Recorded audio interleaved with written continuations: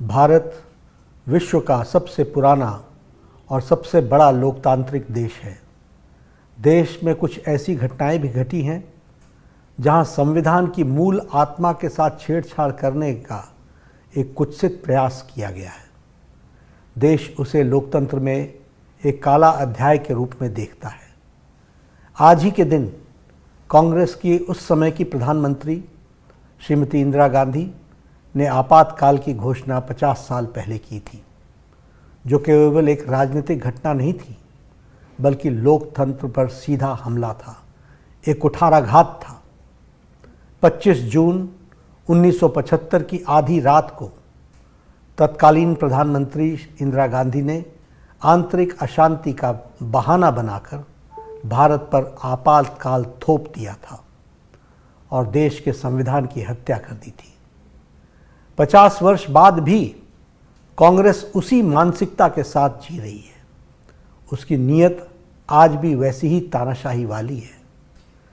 1975 में high court ने इंदिरा गांधी को चुनाव में आचार संहिता के उल्लंघन का दोषी ठहराया था और उन्हें 6 वर्षों के लिए किसी भी निर्वाचित पद पर रहने से अयोग्य करार दिया था।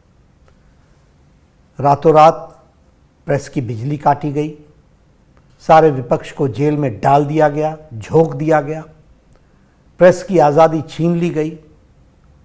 अनुच्छेद 352 आर्टिकल 352 का दुरुपयोग कर लोकतंत्र को रौंदा गया। संसद और न्यायपालिका को अपंग बना दिया गया और 26 जून की सुबह देश पर कांग्रेस की तानाशाही सरकार ने आपातकाल थोप दिया। कांग्रेस की तानाशाही का विरोध केवल राजनीतिक नहीं था, यह भारत की आत्मा और संविधान की रक्षा का आंदोलन था, जिसमें राष्ट्रवादियों ने अपनी जान की बाजी लगा दी।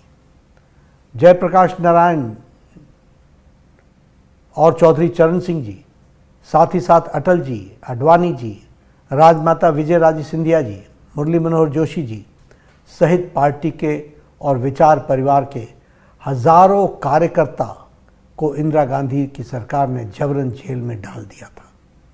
हमारे प्रधानमंत्री श्री नरेंद्र मोदी जी ने एक जिम्मेदार कार्यकर्ता के रूप में तानाशाही सरकार की आंखों में धूल झोंकते हुए लाखों समर्पित स्वयंसेवक कार्यकर्ताओं के साथ कांग्रेस की सच्चाई को हर गांव, हर गली और हर घर तक पहुंचाया था।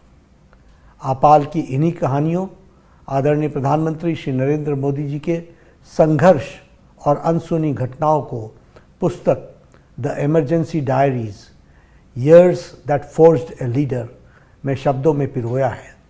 देश में संविधान की हत्या के 50 वर्ष में आपातकाल का दंश याद रखना और याद दिलाना दोनों जरूरी है, क्योंकि कांग्रेस आज भी उसी तानाशाही मानसिकता के साथ जी रही है। हम सबको यह पुस्तक अवश्य पढ़नी चाहिए कि किस तरह से कांग्रेस ने देश के लोकतंत्र को कुचलने की साजिश रची थी। लोकतंत्र के उपासकों ने किस तरह से अपने प्राणों की परवाह न करते हुए संघर्ष को प्रकाष्ठा कर कांग्रेस की इस साजिश को विफल किया था।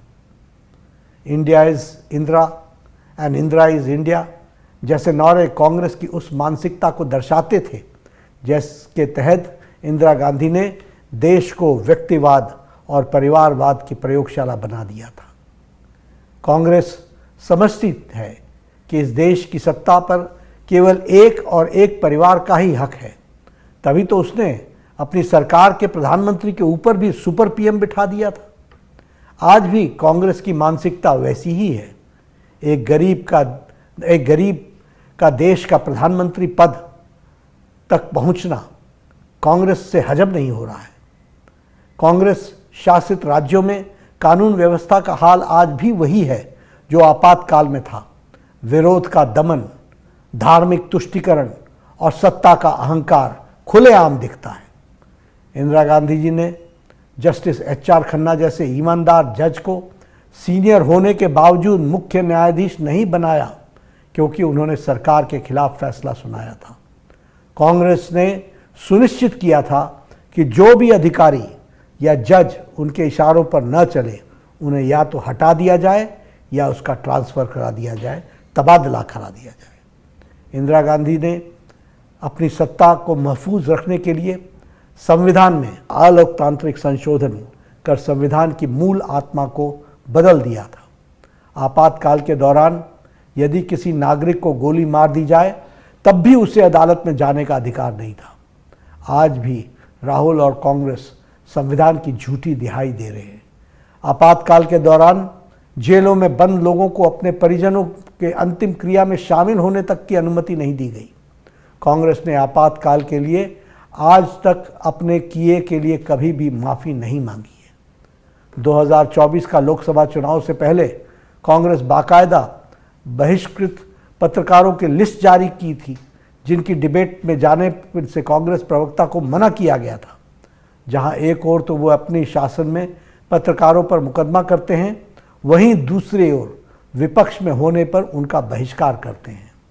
मैं आज इस अवसर पर देश के आपातकाल अभिशाप से मुक्ति के यज्ञ में अपनी जान की बाजी लगाने वाले लोकतंत्र के सच्चे सिपाहियों को आज अपनी ओर से और भारतीय जनता पार्टी के करोड़ों करोड़ कार्यकर्ताओं की ओर से श्रद्धांजलि देता हूं और उनको धन्यवाद देता हूं, जिन्होंने संविधान की रक्षा की, देश की रक्षा की।